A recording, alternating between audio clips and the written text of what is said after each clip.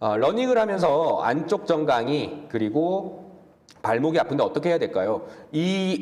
안쪽 정강이 있잖아요. 그게 어디냐면 안쪽 정강이에요. 그냥 앞쪽에 정강이를 한번 만지면 뼈가 나오죠. 뼈. 그게 이제 정경골근에 붙어있는 정경골근이 붙어있는 경골이라고 하는 뼈입니다. 굉장히 단단한 뼈죠. 근데 이제 그 부분에서의 통증 그리고 발목에서의 통증이 러닝을 하면서 무릎 외에 가장 흔하게 나타나는 통증 부위예요. 이렇게 아프신 분들 같은 경우에는 이따가 주법에 대한 이야기가 일단 먼저 나올 건데 그걸 한번 또 참고해 보시고, 정강이에 있는 부분의 통증은 우리가 피로골절이라서 러닝을 너무 많이 하시는 분들 같은 경우에는 실제로 뼈가 이 약간 엑스레이상으로 봤을 때 약간의 금이 간 것처럼의 실금이 정말 나거든요. 체대 입시하는 학생들 같은 경우에는 그 부분의 통증이 굉장히 심한데, 그 통증이 생기면 발을 그냥 딛기만 해도 정강이가 엄청나게 아픕니다.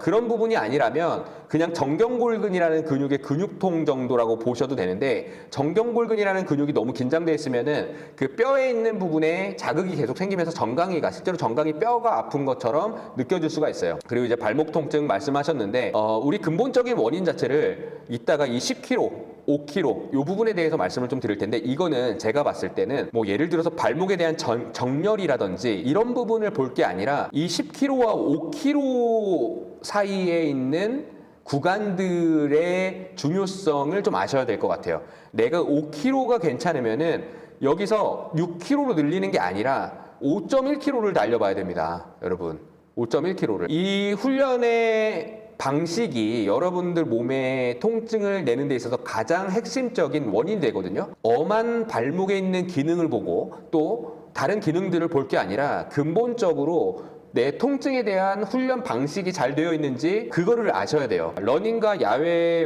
러닝, 운동 효율, 우리 운동 효율이라고 하면은 너무 좀 광범위한 내용 아니겠습니까? 어떤 효율을 이야기하는 건지.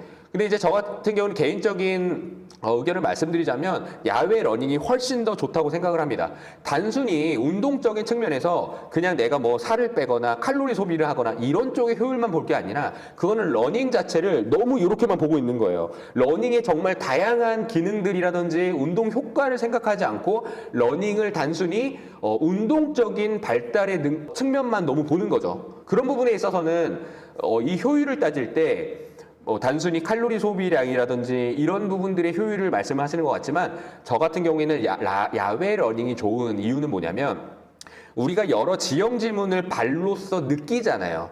그 지형 지물이 다 다르죠. 내가 장애물도 피해야 되고, 또는 내가 아스팔트를 걷다가 가끔씩은 모래도 나오고 가끔씩 계단도 나오고 언덕도 나오고 또 내리막길도 나오면서 우리 몸이 그 환경에 적응할 수 있는 근신경계가 발달을 합니다. 시각적인 측면에서 제가 저저번 시간에 어떤 말씀을 드렸냐면 신경근이라고 이야기를 했죠. 신경근, 신경과 근육의 상호작용하는 역할. 우리가 아무리 근육을 발달시켜도 신경계가 발달하지 않으면 그 근육은 무용지물입니다. 여러분, 천장에 달려있는 형광등에 아무리 좋은 브랜드의 형광등을 달아봤자 그와 연결되어 있는 전선 자체에 그런 기능이 좋지 않으면 형광등의 불은 잘 켜지지 않을 거예요. 그 전선의 역할을 해주는 게 바로 우리 몸의 신경계거든요. 그래서 근육과 신경계의 그 연결의 효율성이 좋아지려면 인풋이 좋아야 돼요. 인풋. 시각적인 능력이 인풋을 하는 데 있어서 가장 중요한 역할을 합니다.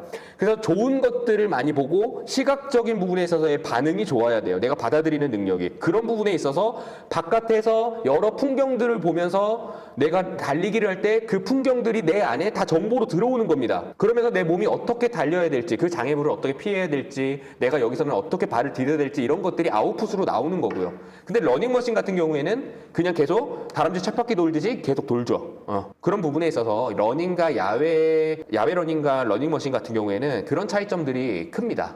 서 있을 때 복근에 힘이 들어가 있는 상태인데 맞나요? 그러다 보니 뛸 때는 흉식 호흡을 하는 느낌이 잘 안 들어요. 그쵸? 서 있을 때는 이 배 안에 호흡이 깊게 들어가진 않죠. 공기를 일단은 최대한 끌어서 들어가도 여러분들이 이 안정된 상태에서 복근을 크게 늘렸다가 내뱉는 거는 가능했지만 뛰면서는 배까지 들여 마시기는 사실상은 어렵습니다. 그렇지만 다 깊게 호흡이 안으로 들어가고 있는 거기 때문에 이 목이 들썩들썩거리지만 않는다면 호흡을 잘 하고 계신 거라고 생각을 합니다.